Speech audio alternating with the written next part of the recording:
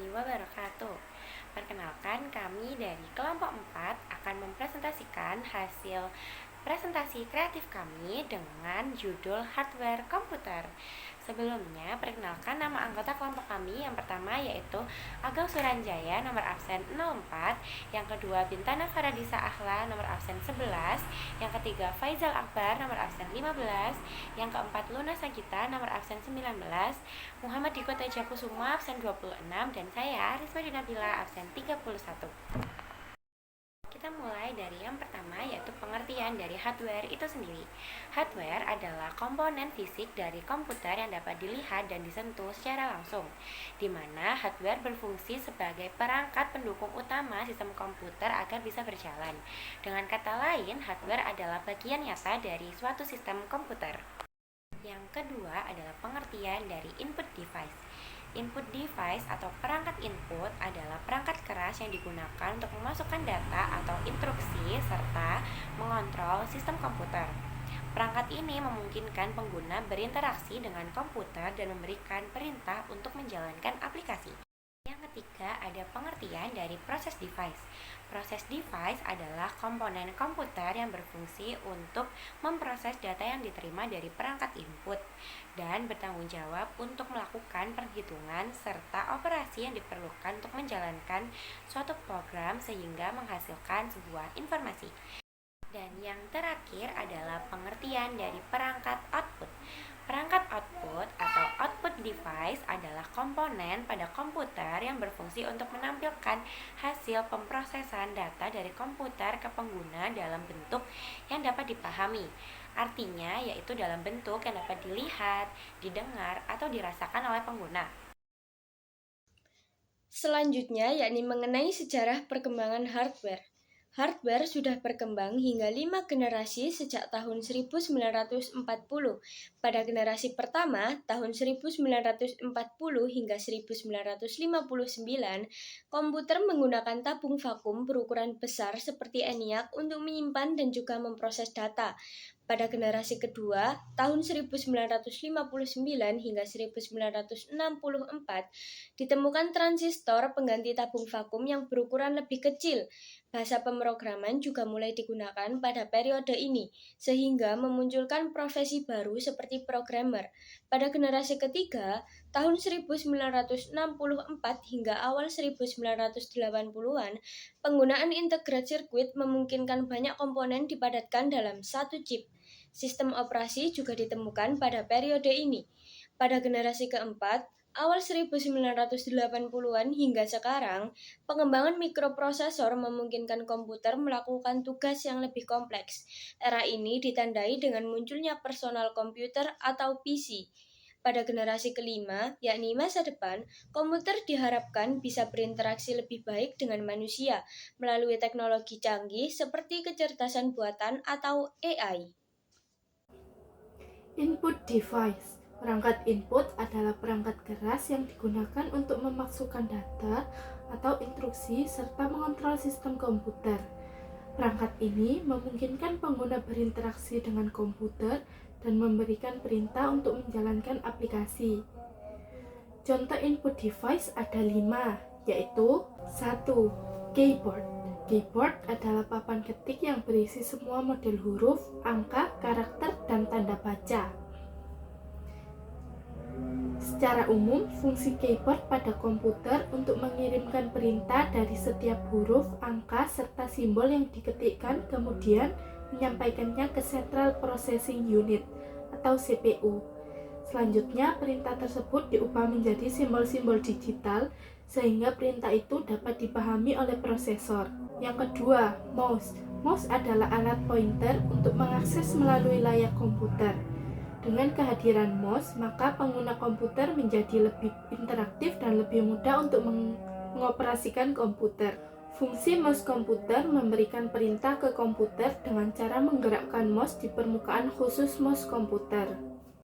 Yang ketiga ada scanner. Scanner merupakan perangkat keras input yang berfungsi untuk mengubah data analog atau kertas menjadi data digital.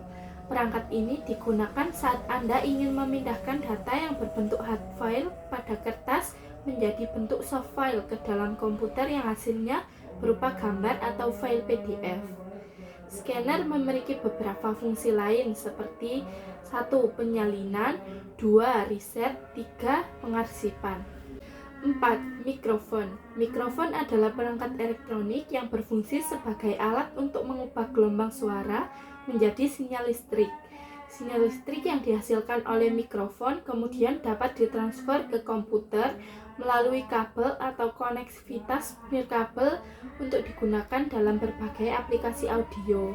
Yang kelima ada webcam atau web kamera. Web kamera adalah hardware yang berbentuk kamera digital dan dihubungkan ke komputer maupun laptop. Manfaat webcam ada 5, yaitu 1. Media pembelajaran, 2. Konferensi jarak jauh, 3. Home monitoring, 4. Membuat konten, 5. Meningkatkan kualitas presentasi. Selanjutnya yakni proses dalam hardware. Proses dalam hardware terdiri dari CPU, motherboard, RAM dan ROM, memori video card, HDD, dan SSD. Yang pertama yakni CPU. Prosesor atau CPU berfungsi sebagai otak sentral dari sebuah komputer. Prosesor adalah komponen komputer yang mengerjakan semua perintah yang sudah terprogram dan disimpan dalam bentuk hard disk. Yang kedua adalah motherboard. Motherboard atau mainboard adalah komponen komputer yang paling utama karena berisi sistem BIOS, chipset, soket prosesor, soket memori, soket kartu grafis, dan berbagai soket tambahan. Fungsi dari mainboard sendiri adalah untuk meletakkan semua komponen yang dibutuhkan dalam sebuah komputer. Selanjutnya yakni RAM dan ROM. RAM adalah unit penyimpan data yang tidak permanen, artinya data dalam RAM akan hilang jika listrik mati. Dengan demikian, RAM pada komputer berfungsi sebagai memori sementara yang digunakan oleh komputer untuk menjalankan sebuah fungsi dari aplikasi suatu perangkat. ROM merupakan tempat penyimpanan permanen dan tidak bergantung pada sebuah aliran arus listrik, jadi data tetap tersimpan dan tidak akan hilang dari sebuah komputer. Mengenai memori, yaitu memori komputer adalah perangkat keras hardware yang digunakan untuk menyimpan data berupa informasi atau instruksi yang bersifat sementara maupun permanen. Adapun fungsi lain dari memori yaitu menyimpan data. 1. Menyimpan data dari peringkat input. 2. Menyimpan instruksi diri sebagian besar dari perangkat input. 3. Sebagai media penyimpanan berkas penting yang berhubungan dengan operating system. Selanjutnya, VGA card. Fungsi VGA card sendiri adalah untuk melakukan proses menerjemahkan atau mengubah sinyal digital dari komputer menjadi tampilan grafis pada bagian layar monitor. Selain itu, VGA card juga memiliki bagian yang prosesor yang biasanya disebut dengan CPU atau Graphics Processing Unit dan membutuhkan sejumlah memori, serta HDD dan SSD. HDD merupakan hard disk yang berarti komponen komputer yang berfungsi sebagai media penyimpanan data permanen. Jadi, data tidak akan hilang meski listrik sudah dimatikan karena berisi cakram mengetik yang mampu menyimpan data. Sedangkan SSD adalah suatu komponen untuk menyimpan data menggunakan seperangkat IC atau Integrated Circuits. SSD berfungsi untuk menyimpan data secara permanen yang disimpan pada chip memori flash berbasis NAND yang saling terhubung. Berikut ini saya akan menjelaskan jenis-jenis perangkat output yang ada di komputer. Yang pertama itu ada headset. Headset adalah perangkat audio yang sebenarnya memiliki dua device yang digabungkan menjadi satu, yakni perangkat input mikrofon dan output. Headset ini umumnya digunakan untuk pada perangkat-perangkat yang lebih besar ataupun hal lainnya, namun juga bisa digunakan untuk perangkat kecil berbasis mobile dan sejenisnya. Fungsi dari headset sendiri yaitu mendengarkan musik, berkomunikasi, dan bermain game. Yang kedua, ada speaker. Speaker adalah perangkat keras dari membran yang berfungsi menghubungkan suara. Tanpa membran, speaker tidak bisa mengeluarkan suara. Speaker adalah bagian dari perangkat elektronika serta dapat mengubah sinyal dengan menggetarkan komponen berbentuk selaput. Yang ketiga, ada printer. Printer adalah alat untuk mencetak data dalam komputer ke dalam media kertas. Yang keempat ada monitor. Monitor adalah perangkat keras komputer yang digunakan untuk menampilkan secara visual hasil dari proses komputer dalam bentuk teks, gambar, dan video.